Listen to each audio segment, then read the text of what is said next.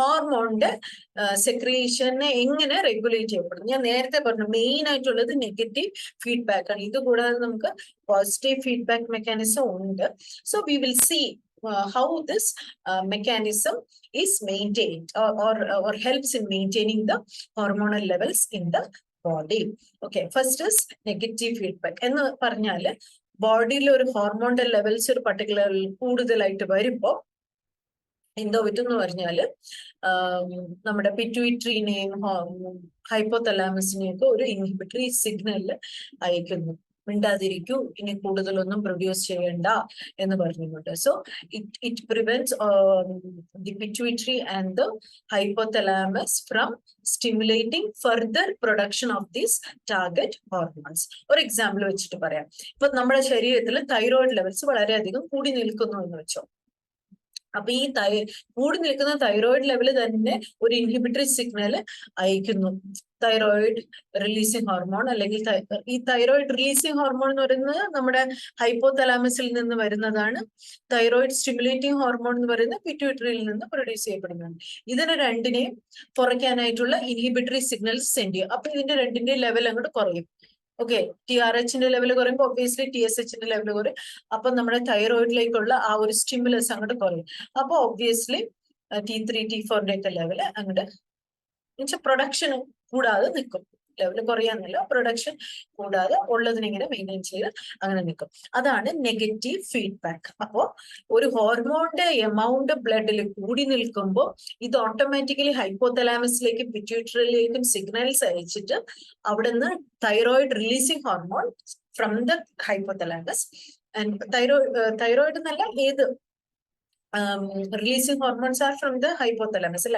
Releasing hormones so it inhibits the releasing hormones from the hypothalamus and the stimulating hormones from the pituitary. Thereby the production of the hormone is reduced.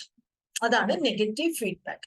ഇനി positive feedback എന്താ? അപ്പം നമ്മുടെ ശരീരത്തിലെ major portion അല്ലെങ്കിൽ majority of the hormones are regulated by the negative feedback. Okay, ഇനി എന്താണ് positive feedback?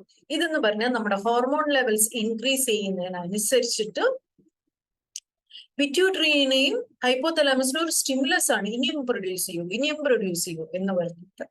അപ്പോ hormone level increase ചെയ്യുന്നതിനനുസരിച്ചിട്ട് പിന്നെയും സ്റ്റിമുലസ് വന്നുകൊണ്ടിരിക്കുകയോ for further release of these hormones. ഇത് എപ്പോഴാണ് നടക്കുന്നത്? നമ്മുടെ ചൈൽഡ് ബർത്തിന്റെ സമയത്ത്. ഓക്കെ, ഇവിടെ കൊച്ചിന്റെ തല വന്ന് സെർവിക്സിന് ഇങ്ങനെ സ്ട്രെച്ച് ചെയ്യുമല്ലോ. സ്ട്രെച്ച് ചെയ്യുന്ന സമയത്ത് ഓക്സിറ്റോസിൻ,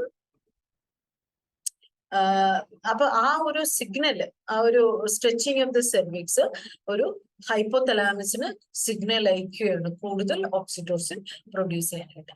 അപ്പൊ ആ ഓക്സിറ്റോസിൻ വന്ന് പിന്നെ it keeps contracting the uterus. അപ്പൊ പോസിറ്റീവ് ഫീഡ്ബാക്ക് എന്ന് പറയുന്നത് അതാണ്. ഒരു increase level of hormones again sense further stimulus to produce more of these kind of hormones. Child birth ആണ് ഇതിന്റെ ഒരു ഉദാഹരണം. the production of oxytocin during childhood. അടുത്ത ടൈപ്പ് എന്ന് പറഞ്ഞാല് നെർവസ് സിസ്റ്റം കൺട്രോൾ എന്ന് പറഞ്ഞാല് പെയിൻ, ഫിയർ, ഇതുപോലത്തെ എന്തെങ്കിലുമൊക്കെ സ്ട്രെസ്സേഴ്സ് ഉണ്ടല്ലോ, അത് നമ്മുടെ നെർവസ് സിസ്റ്റത്തിനെ സ്റ്റിമുലേറ്റ് ചെയ്തിട്ട് ഹോർമോണൽ സെക്രീഷൻ ഉണ്ടാക്കുന്നു. ഫോർ എക്സാമ്പിൾ, നമുക്ക് സ്ട്രെസ് വരുന്നു, പട്ടി കടിക്കാൻ ഓടിക്കുന്നു, അപ്പൊ നമ്മുടെ ശരീരത്തിൽ നിന്ന് കാറ്റക്കോളമൈൻസ് ഒക്കെ റിലീസ് ചെയ്യും. So that is nervous system control. അപ്പൊ എന്തെങ്കിലും ഒരു സ്ട്രെസ്, ഒരു പെയിൻ അതെല്ലാം നെർവസ് സിസ്റ്റത്തിനെ സ്റ്റിമുലേറ്റ് ചെയ്തുകൊണ്ട് പ്രൊഡ്യൂസ് ചെയ്യുന്ന ഹോർമോൺസ്. അപ്പൊ അതാണ് നെർവസ് സിസ്റ്റം കൺട്രോൾ. അടുത്തത് ഫിസിയോളജിക്കൽ റിതം എന്ന് പറഞ്ഞാല് നമ്മുടെ സിർക്കേഡിയൻ റിതം ഉണ്ടല്ലോ, ഡേ ആൻഡ് നൈറ്റ് റിതം, അല്ലെങ്കിൽ ആ പാറ്റേൺ അനുസരിച്ചിട്ട് നമ്മുടെ ഹോർമോണൽ ലെവൽസ് കൂടുകയും കുറയുകയും ചെയ്യുന്നു. ഫോർ എക്സാമ്പിൾ, കോർട്ടിസോൾ എടുക്കും. കോർട്ടിസോൾ എന്ന് പറഞ്ഞാൽ നമ്മള് രാവിലെ വെളുപ്പിന് എഴുന്നേൽക്കുമ്പോൾ അല്ലെങ്കിൽ മോർണിംഗ് അവേഴ്സിൽ it will be at its peak high, and that as the day wanes or as the day passes, the level of cortisol comes down.